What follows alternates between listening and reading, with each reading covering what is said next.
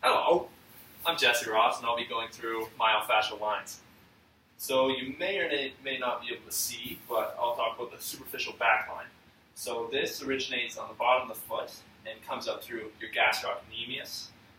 It goes up through your semimembranosus, tendinosus, and membranosus, as well as your biceps femoris.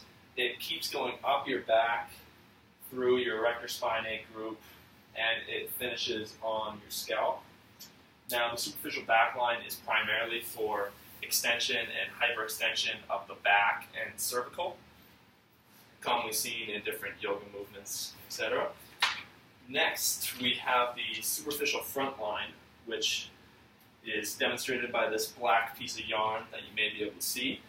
It starts on the foot and goes up through your fibularis and your tibial tuberosity, as well as your patellotendon.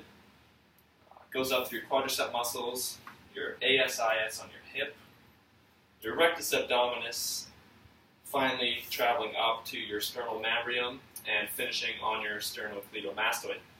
Now, the myofascial line in the superficial front is primarily for flexion.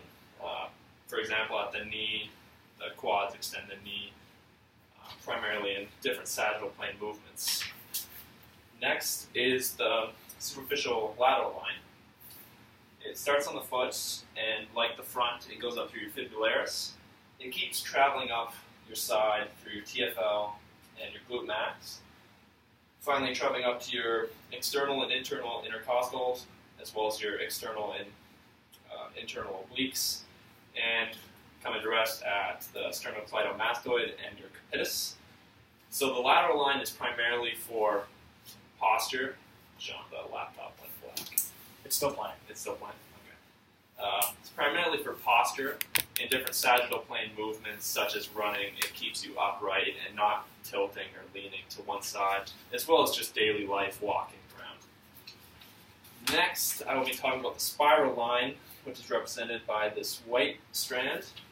So it starts on the front and hits the soleus, the front of your calf, and goes up through your TFL as well as your transverse abdominis and your oblique muscles, wrapping around your back and through the other side of the obliques. Now, the spiral line is primarily for rotation. So I like to use the example of a golfer.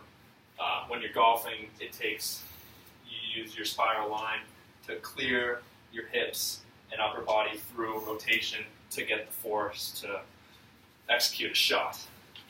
And lastly, for this assignment, we'll be talking about the functional lines, the functional front line and the functional back line. So the back line is primarily your latissimus dorsi, your glute max, and your biceps femoris. And your functional front line is your pectoralis major and minor, your rectus abdominis, and your adductor brevis at the hip. What's unique about these muscles is they are the prime functional line in movement. So the other the other lines may help to stabilize, but your functional line in your back and your front are the primary movers. And this is seen commonly in different sports and the weight room, lats, if you're doing a pull-up, your pecs, your pushing, as well as your rectus abdominis, which everyone likes to train. All right, this is all for my project. Hope you enjoyed it. Thanks, Lorraine.